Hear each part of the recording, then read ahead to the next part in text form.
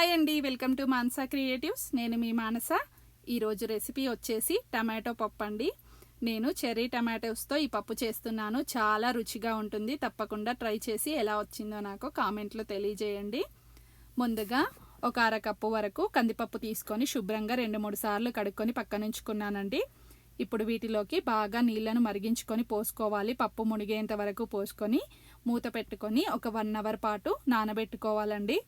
ఇలా నానబెట్టుకోవడం వల్ల పప్పు 50% వరకు కుక్ అయిపోతుందండి. అప్పుడు మనకు పప్పు అనేది చాలా తొందరగా ఉడికిపోతుంది. చాలా వరకు గ్యాస్ సేవ్ అవుతుందండి. మనం కుక్కర్లో వేయాల్సిన పని కూడా లేదు. నార్మల్గా గిన్నెలోకి తీసుకొని ఉడికించుకుంటే సరిపోతుంది. 10 నిమిషాల్లో మనకు పప్పు ఉడికిపోతుందండి. చూసారుగా చక్కగా నానిపోయింది. ఇప్పుడు మనము ఒక గిన్నె తీసుకొని అందులోకి పప్పుని ట్రాన్స్ఫర్ చేసుకుందాము.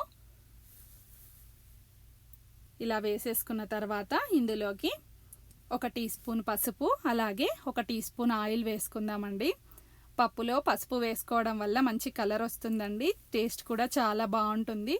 అలాగే ఆయిల్ వేసుకోవడం వల్ల పప్పు అనేది ఎక్కువగా పొంగకుండా చక్కగా ఉడుకుతుంది. ఇప్పుడు మూత పెట్టుకొని ఉడికించుకోవాలండి. మధ్య మధ్యలో మూత అస్సలు తీయకూడదండి. తీసినట్లయితే పప్పు ఉడకడానికి ఎక్కువ టైం తీసుకుంటుంది. వాటర్ అంతా దగ్గర పడిన తర్వాత మాత్రమే మనం మూత తీసుకొని చూసుకోవాలి. చూసారుగా పప్పు మెత్తగా ఉడికిపోయింది. కేవలం 10 నిమిషాల్లో ఉడికిపోయిందండి. లో ఫ్లేమ్లో పెట్టుకోవాలి. ఇప్పుడు దీన్ని పక్కన ఉంచేసుకొని ఇదే ప్యాన్లోకి మనం 1.5 టేబుల్ స్పూన్ల వరకు ఆయిల్ వేసుకుంటున్నానండి. ఇప్పుడు ఇందులోకి 1 టీ స్పూన్ జీలకర్ర, అలాగే 1 టీ స్పూన్ ఆవాలు, అలాగే దంచి పెట్టుకున్నటువంటి వెల్లుల్లిపాయలు ఒక 4 వేసుకుంటున్నాను.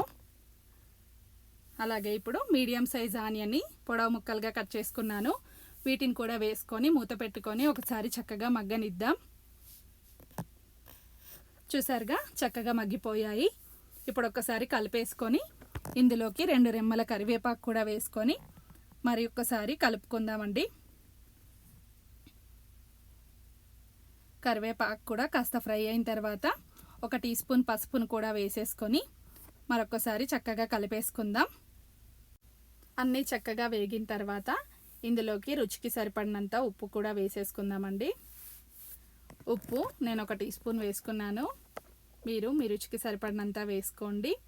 అలాగే కారం పొడిని కూడా 1 టీ స్పూన్ వరకు వేసుకుంటున్నానండి. మీరు మీ రుచికి సరిపడినంత వేసుకోండి. ఆయిల్లో కారం ఫ్రై అవ్వడం వల్ల కర్రీకి మంచి టేస్ట్ వస్తుందండి. అందుకే ముందుగానే వేసుకున్నాను. ఇప్పుడు ఇందులోకి చెర్రీ టమాటోస్ని వేసుకొని చక్కగా ఫ్రై చేసుకుంటున్నాను. టమాటోలు బాగా ఎర్రగా పండినవి తీసుకున్నానండి. అలాగే ఇందులో ధనియాల పొడిని కూడా 1 టీ స్పూన్ వేసుకున్నాను. ఇప్పుడు ఇందులోకి వాటర్ని కూడా ఒక 200 ml వరకు యాడ్ చేసుకుంటున్నాను. టమాటోలు ఉడకడానికి వాటర్ వేసుకున్నానండి. అసలు వేసుకోవాల్సిన అవసరం లేదు. కాకపోతే మనం పప్పులో కాస్త గ్రేవీ అనేది లూజ్గా ఉండడం కోసం నేను వాటర్ వేసుకున్నాను. ఇప్పుడు ఇందులో ఉడకబెట్టిన పప్పు కూడా వేసేసుకుంటే సరిపోతుందండి. ఒకసారి పప్పుకి ఉప్పు కారం అంతా బాగా పట్టేలాగా మూత పెట్టుకొని మగ్గించుకుందాం.